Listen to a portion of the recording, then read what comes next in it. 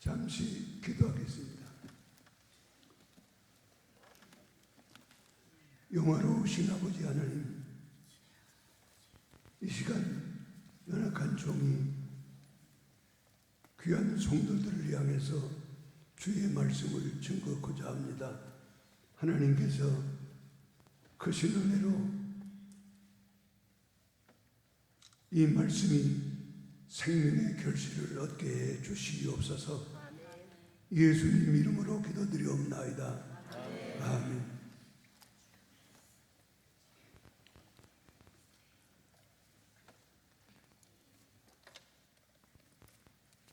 제가 평소에 기운이 없다가도 설교하는 시간은 기운이 풀풀 났습니다.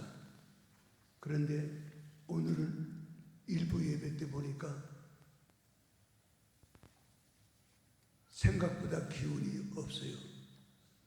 그래서 이제 내가 많이 늙었다 하는 그런 감을 얻게 됐습니다. 그러나 제가 청년 때부터 한 말이, 나는 진리를 외치다가 죽는 것이 가장 행복한 일이라고 늘 강조를 했는데, 아직 설교를 할 수 있는 것만도 감사한 일입니다. 오늘은 감사주일인데 설교 내용은 다른 내용입니다. 그래서 우리 다 같이 한번 따라합시다. 전심으로 좀 크게 한번 해보실 수 있죠? 전심으로 범사에 넘치는 감사를 하라. 이걸로 추수감사절 설교는 끝나고 이제 역사 종말의 위기와 경성, 이런 제목으로 잠시 말씀을 드리겠습니다. 봉독한 성경 말씀은 인류 역사의 종말적인 위기와 하나님의 역사적 대심판이 박도하고 있음을 우리에게 경고해 주고 있는 말씀입니다. 또한 이 역사의 위기 상황에서 살고 있는 우리 그리스도인들이 어떻게 그 삶을 경성해서 종말에 대비해서 그 경건 생활과 그 사명과 임무를 수행해야 할 것인가를 교훈하고 있습니다. 인류 역사는 잠시도 쉼 없이 멈추지 않고 종말을 향하여 급히 흐르고 있습니다. 그러나 이러한 역사의 위기를 의식하는 사람들은 많지 않습니다. 예수님께서는 누가복음 12장 54절로 56절에서 이런 말씀을 하셨습니다. 또 무리에게 이르시되 너희가 구름이 서에서 일어남을 보면 곧 말하기를 소나기가 오리라 하나니 과연 그러하고 남풍이 불물 보면 말하기를 심히 더우리라 하나니 과연 그러하니라. 외식하는 자여, 너희가 천지의 기상은 분별할 줄 알면서 어찌 이 시대는 분변치 못하느냐 하시면서 세상살이에는 아주 가장 지혜롭고 타산이 빠른 유태인들, 사두개인들, 바리새 교인들을 향해서 책망하시는 말씀이 나옵니다. 오늘 이 책망이 우리에게 있지 않기를 주님의 이름으로 축원합니다.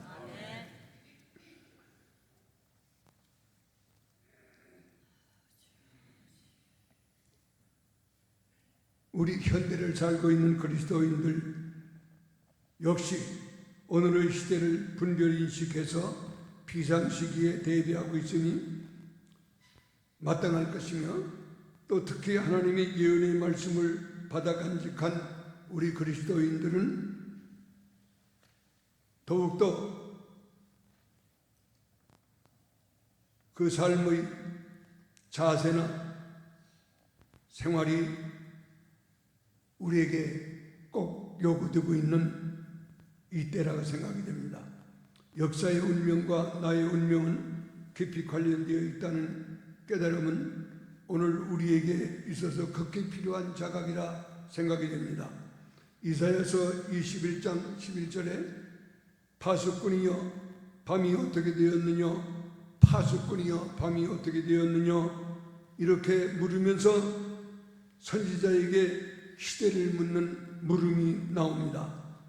실로 역사의 한 과정에서 살고 있는 우리 현대인과 그리스도인들은 오늘 시대에 이 시대가 어느 경점에 이르고 있는가를 알고 사는 것이 현명한 생활이라고 생각이 됩니다.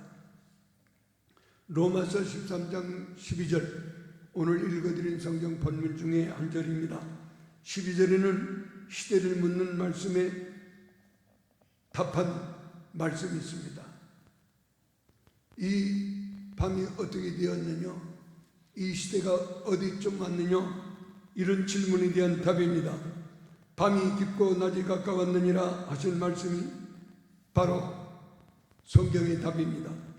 자연의 밤이 깊어지면 새날이 밝아오듯이 죄로 관영한 역사의 밤은 깊었고 하나님의 역사적 심판의 새날은 가까이 세어오고 있다는 것이 성경의 귀한 말씀입니다.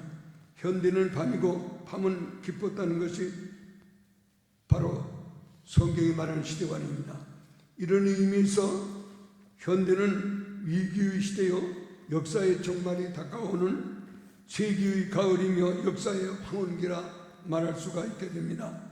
역사의 집안 현상과 징조들은 역사가 종말이 다가오고 있음을 우리에게 입증해 주고 있고, 또 성경은 역사의 시종을 예언하고 있는 하나님의 말씀이라는 점을 우리가 깊이 생각하고, 역사의 모든 현상은 하나님의 예언의 말씀을 이루어가고 있음을 보여주고 있고, 또 하나님의 예언의 말씀은 역사의 집안 현상을 해명해 주고 있습니다.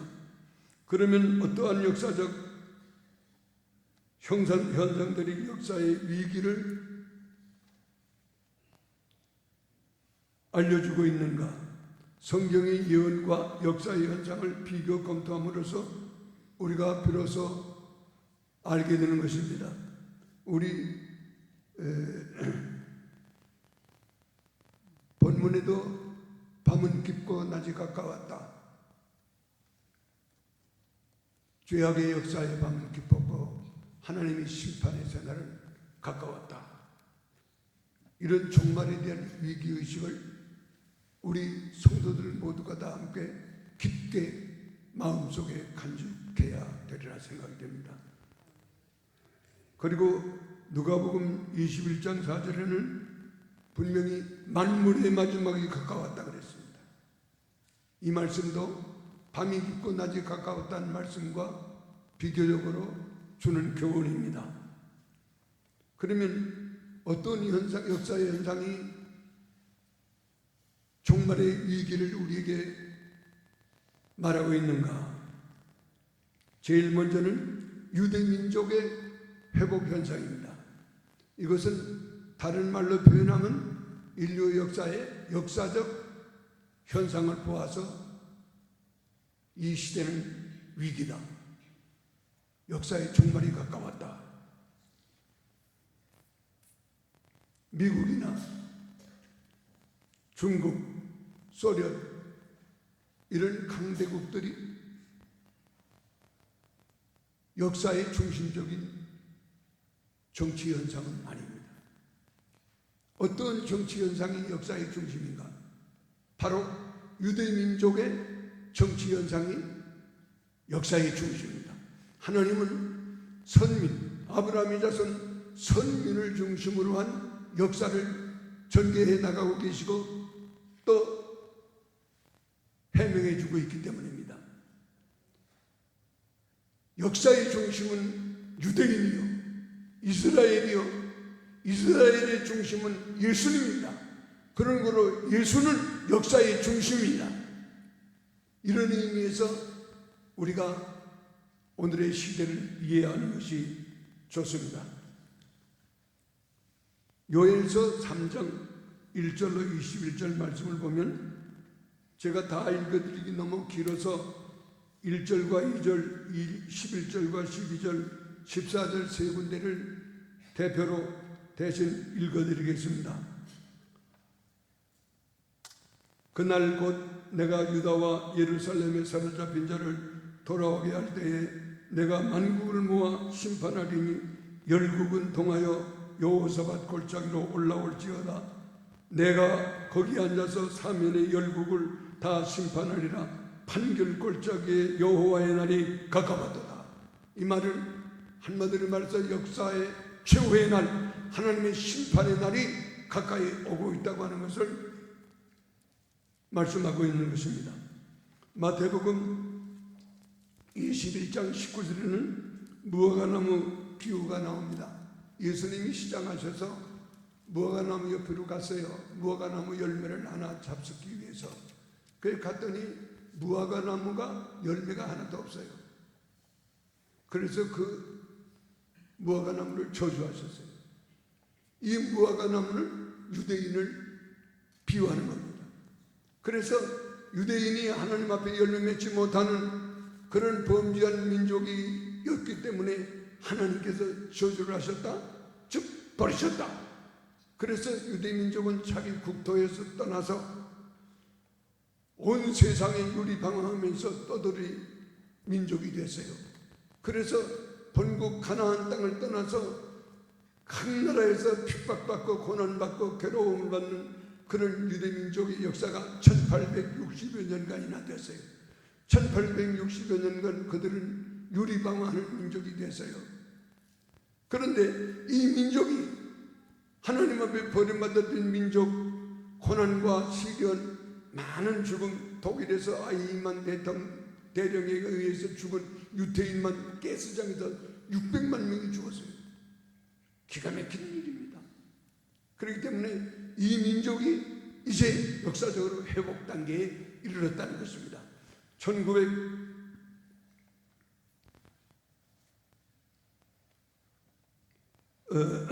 먼저 마태복음을 24장 32절 33절 말씀을 제가 읽어드리고 말씀을 드리겠습니다.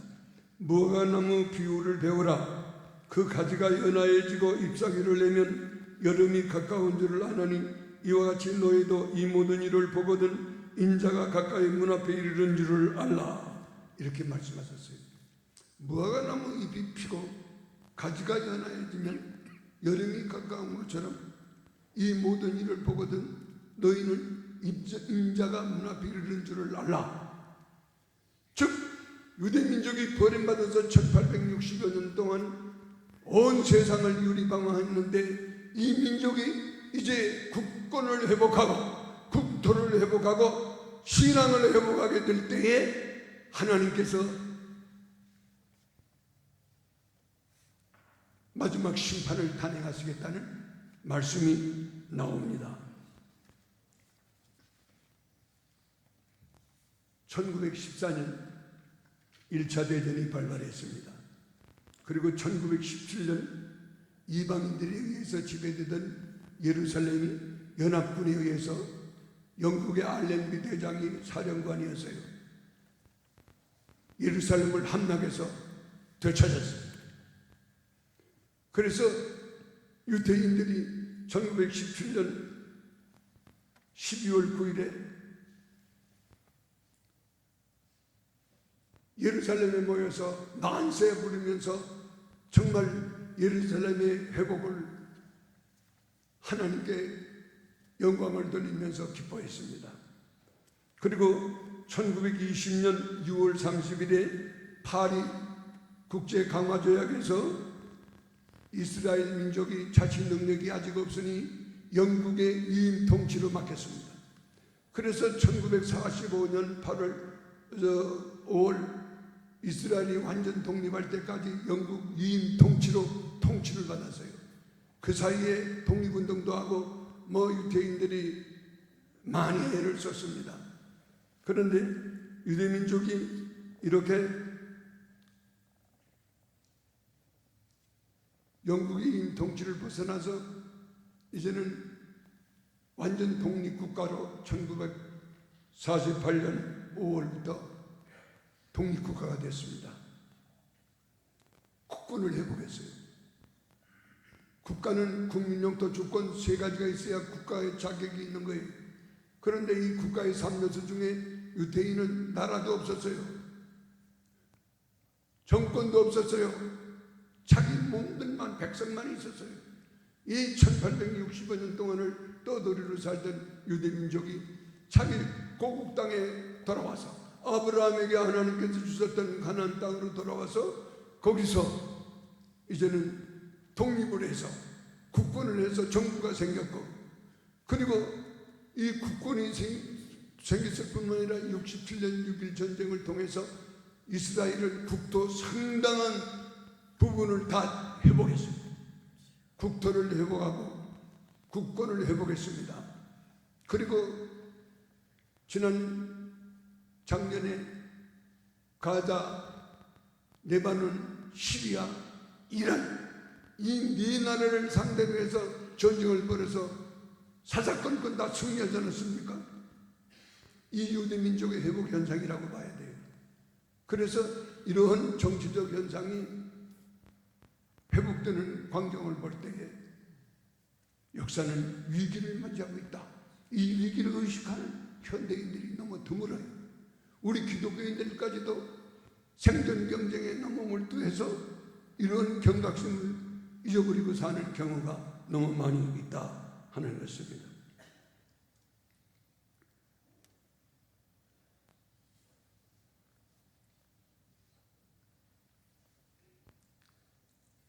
그러면 유대인들이 이렇게 회복되는 광경을 보니까 이런 정치적 현상만 되는 것이 아니고 신앙적 회복, 이게 꼭 필요합니다. 유대인들은 예수님을 메시아로 믿지 않아요. 이 유대인들은 아직까지도 예수님을 하나님, 자기가 하나님이라고 하면서 나타날 때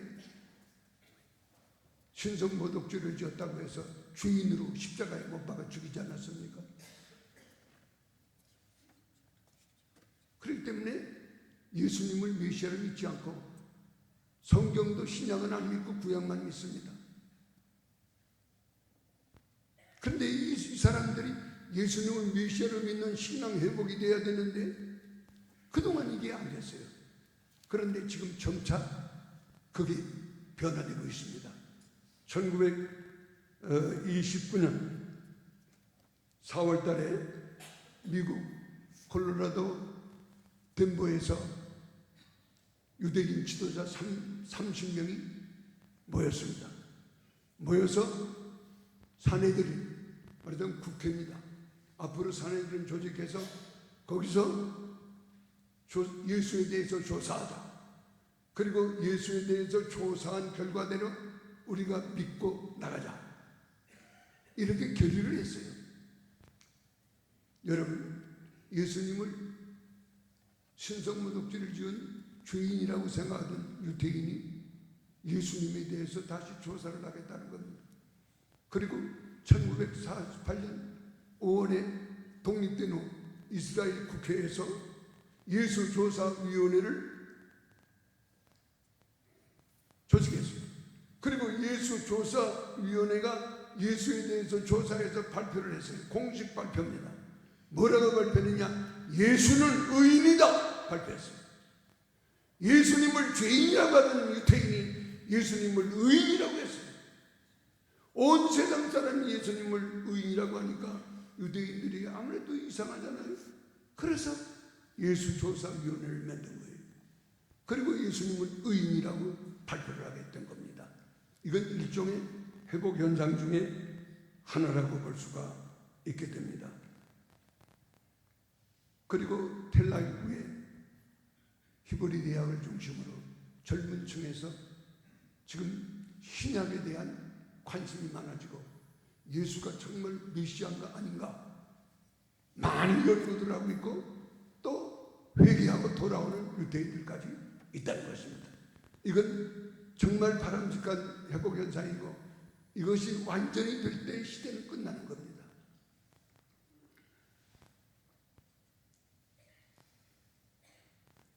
그리고 또 한 가지는 신구약 성경은 역사의 시작과 마지막을 예언한 성경입니다. 성경은 역사의 시종을 예언한 성경 말씀이라는 말씀입니다. 우리 이런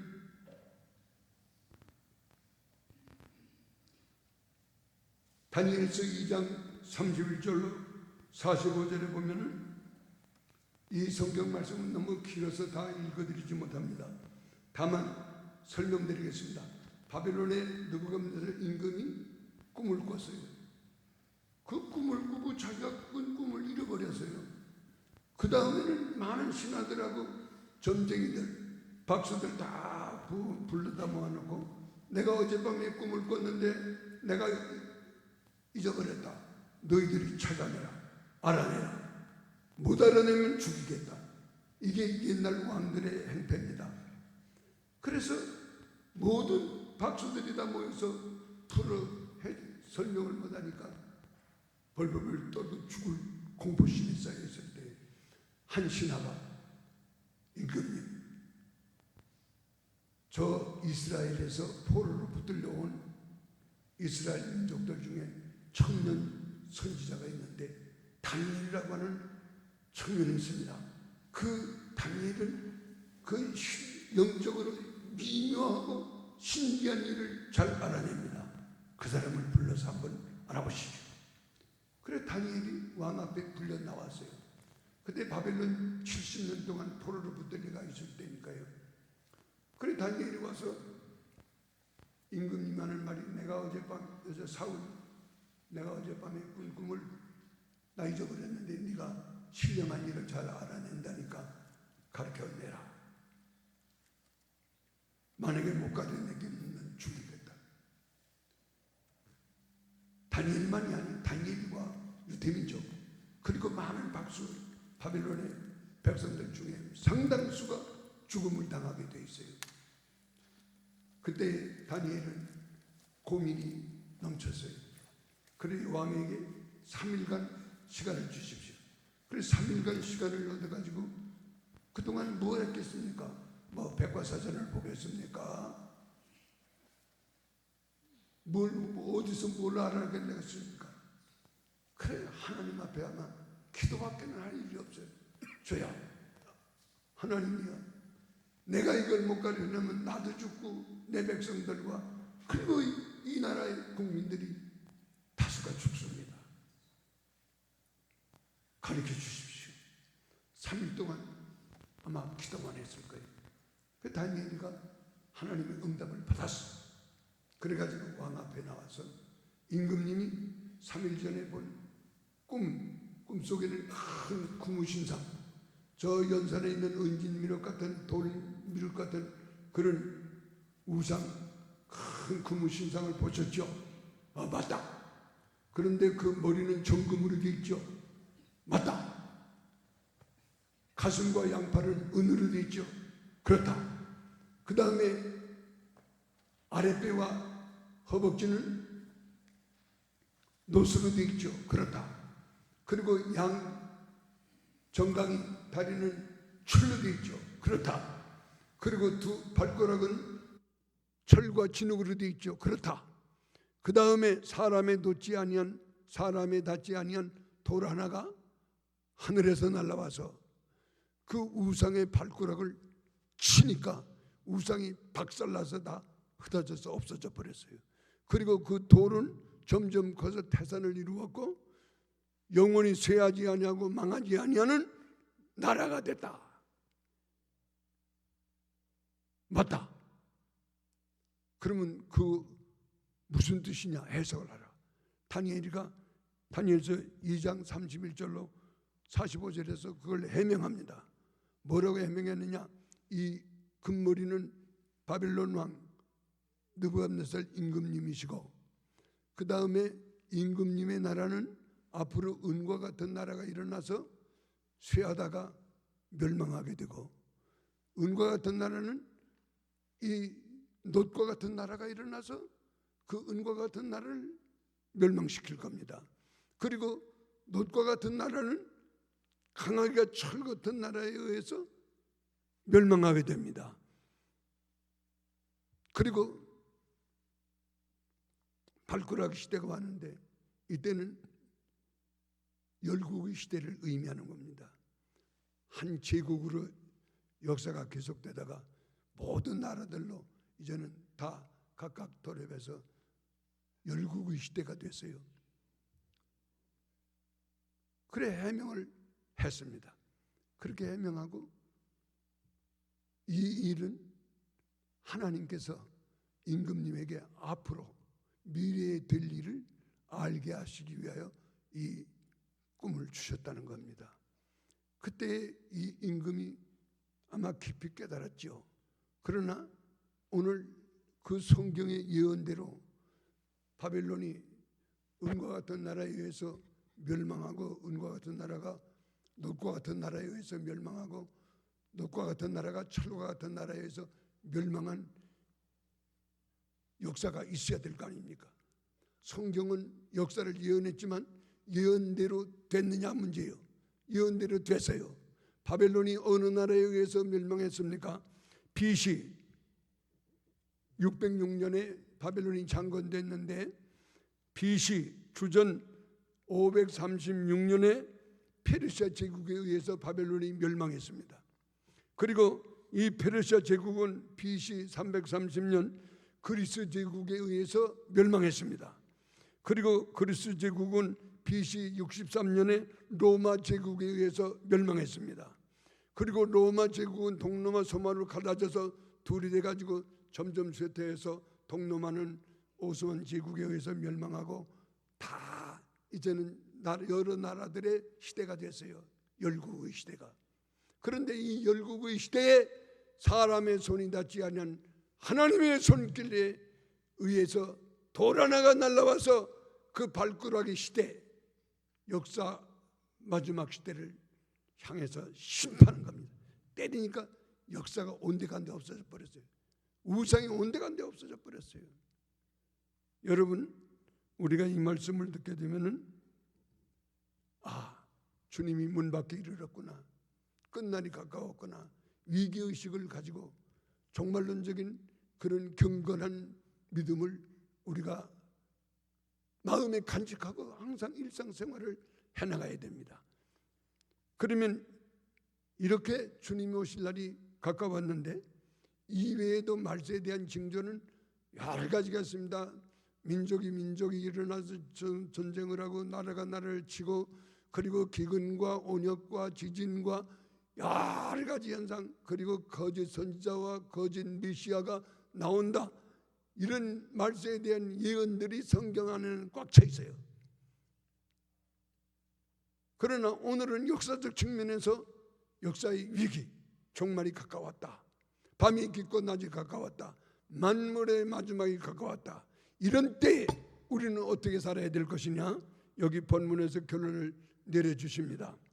여기 보면은 본문 성경, 아까 읽어드린 성경 본문 속에 12절부터 밤이 깊고 낮이 가까웠으니 그러므로 우리가 어둠의 일을 벗고 빛의 갑옷을 입자. 낮에와 같이 단정히 행하고 방탕하거나 술 취하지 말며 음란하거나 호색하지 말며 다투거나 시기하지 말고 오직 주 예수 그리스도로 옷 입고 정욕을 위하여 육신의 일을 도모하지 말라. 이게 하나님이 주시는 역사의 종말 위기에 가져야 할 우리 그리스도인의 경성. 깨어 있어라. 정신을 차려라. 내가 처해 있는 시간과 공간의 현상이 어떤 현상인지를 파악하면서 살아가라는 것입니다. 이게 진정한 현대 그리스도인의 자세요. 또 하나님 앞에 온당한 믿음의 자세라고 볼 수 있습니다. 오늘 여러분과 제가 우리 주님 오실 날이, 저는 성경의 예언이 90% 정도 성취됐다고 봐요. 나머지 10% 남았을 겁니다. 아마 이 이 역사의 끝날이 오기 전에 나는 내 개인의 생애의 끝날이 와서 하나님께로 내가 먼저 가게 될는지도 모릅니다. 그러나 여러분, 아직 여러분들은 저보다 젊으시니까 여러분 살아생전에 주님이 오실 수도 있어요. 주님이 오는 건 미리 예고가 없어요. 어떻게 될지 징조는 있지만은 언제 온다는 건 없습니다. 그렇기 때문에 항상 깨어서 주님 맞이할 준비를 하고 있어야 돼요. 이게 경건한 신앙의 생활이지 다른 게 있겠습니까? 오늘 우리 청주중앙교회는 말세에 경성에서 깨어있는 그리스도인들이 되시기를 주님의 이름으로 축원합니다. 기도하겠습니다. 아버지 하나님, 오늘 밤이 깊고 낮이 가까웠다 하신 말씀 기억하며 우리 주님 다시 오실 날이 가까웠으니 우리가 깨어서 경성에서 주님 맞이할 준비하며 살 수 있는 믿음의 성도들 되게 주시옵소서. 예수님의 이름으로 기도드리옵나이다. 아멘.